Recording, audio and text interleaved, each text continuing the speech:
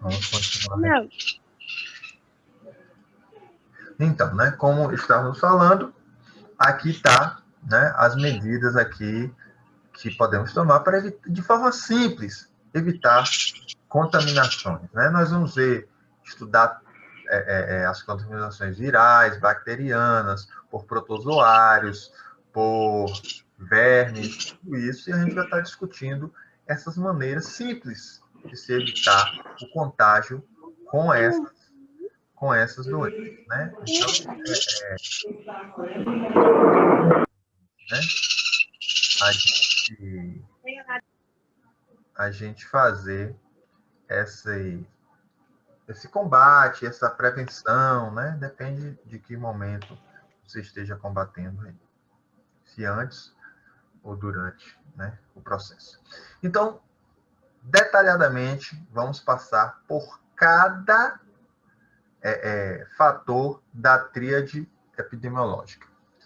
Hospedeiro. Então, na cadeia de transmissão, hospedeiro pode ser o ser humano ou um animal, sempre exposto ao parasito ou vetor transmissor, quando for o caso. Lembrando, né, no nosso caso, que é para técnicos de enfermagem, a gente só estuda o parasita ou o hospedeiro como o ser humano. Né? Em alguns casos, nós quando estivermos estudando o ciclo de alguns vermes, aí tem alguns hospedeiros intermediários, que são os vetores, né? Que nós vamos ver caso a caso. Então, na relação parasita-hospedeiro, este pode comportar-se como um portador, né? São sem sintomas. Ou como um indivíduo doente, com sintomas, certo? Porém, ambos são capazes de transmitir a parasitose. Isso tem a ver com o seguinte, gente. Algumas infecções, certo? Algumas infecções não vão causar danos fatais, letais à pessoa. Vão causar alguns probleminhas, mas não são danos letais, né? Porque alguns parasitas, eles necessitam manter o hospedeiro vivo, porque senão ele também vai morrer, certo? Então, nesses casos, aparentemente, a pessoa está sem sintomas, né, mas ela está portadora da infecção, né? Portadora da infecção. Geralmente, nessas pessoas, os sintomas aparentes não aparecem logo, mas quando a pessoa está com a infecção bem aguda, né, ou já avançada, com a multiplicação do parasita dentro dela, aí começam os sintomas. O caso das vermes, por exemplo, né? Por exemplo, uma pessoa que tem oxiurose, que é a caseira, né? Ela não, aparentemente, é uma pessoa sã. Ela vai perceber que tem caseira quando a caseira for pôr os ovos lá no ânus, né, da pessoa, quando ela descer lá e der a coceirinha no foreves. Aí a pessoa percebe que tem caseira. Fora isso, não vai perceber. E como que ela pegou essa caseira? Com o pé no chão, com a mão na terra. Geralmente as crianças são mais suscetíveis a esse tipo de verminose, né? Que é oxiurus chamado. Então, e o hospedeiro, nesse caso, pode ser intermediário, quando os parasitas neles existentes se reproduzem de forma assexuada, certo? Então, esse parasita, esse hospedeiro intermediário, ele pode ser também considerado como um vetor, viu? E o hospedeiro definitivo, quando parasitas nele é alojado e se reproduzem de modo sexuado. Qual a diferença? Vou dar um exemplo aqui. Por exemplo, a tênia, que é uma verme, certo? Um verme achatado, a gente vai estudar isso, é a solitária, a famosa solitária. Então, o que é que acontece? A tênia, ela pode chegar no porco. De que forma? Uma pessoa contaminada fez o cocôzinho aqui, essas fezes têm os ovos da tênia, e o porco vai e come esses ovos. Aí o que é que a tênia faz? A tênia se reproduz aqui dentro do porco e forma cistos na carne dele. forma cistos na carne dele, certo? E aí, quando a pessoa vai comer uma carne de porco, no caso da Taenia solium, ou de boi, no caso da Taenia saginata, se você não faz uma carne bem passada, você não mata esse cisto.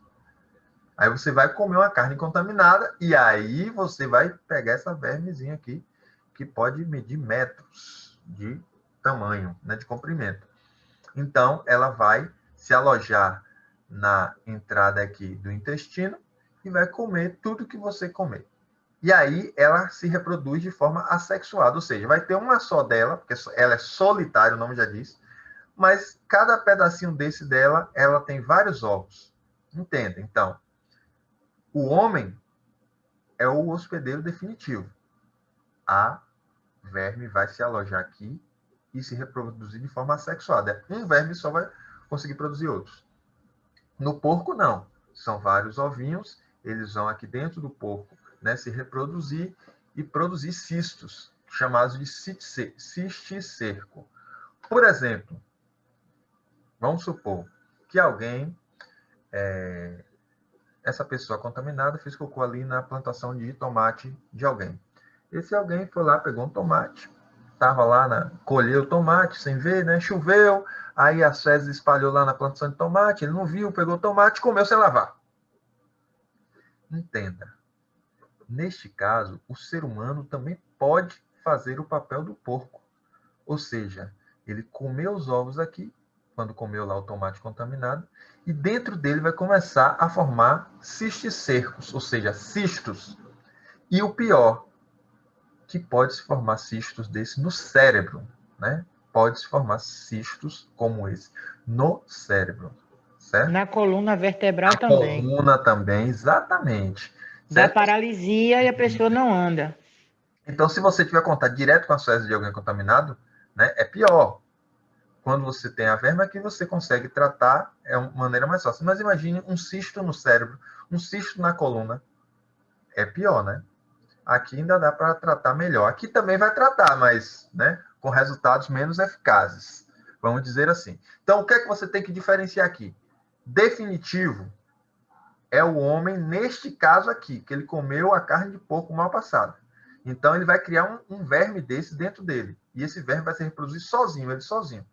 Então, ele é um hospedeiro definitivo. O porco é um hospedeiro intermediário ou um vetor da doença, né? Como já falamos aqui, o vetor é quem leva a doença à pessoa. Mas se alguém for comer o cocô de alguém contaminado, faz o papel do porco, de intermediário.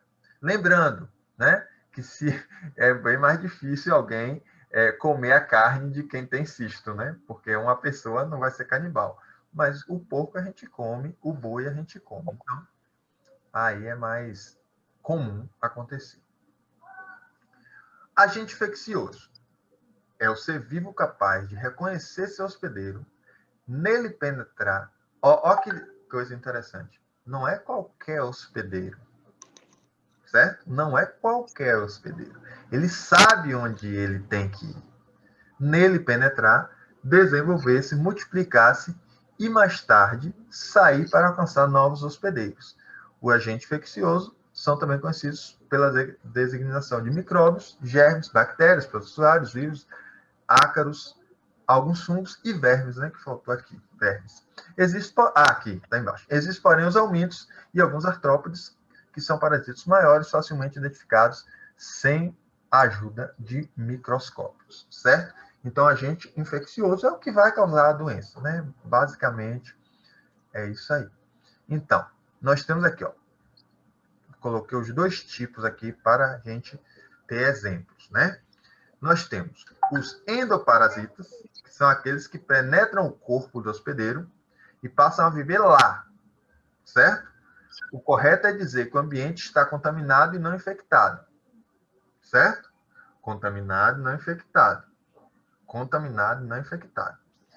E os ectoparasitas são aqueles que ficam por fora do corpo.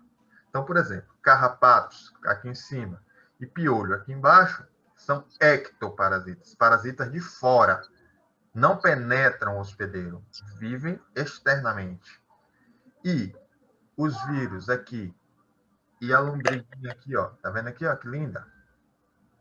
No intestino da pessoa, ó. Linda. Lindo que é, Eduardo? Não é bonito, não? Ó. Claro que não. Nossa, feio esse. Credo. Tá. Quando tu Tá olha o um macarrão, nojo. tu acha feio. Hã? Ainda bem que eu não gosto de Tu macarrão. acha feio.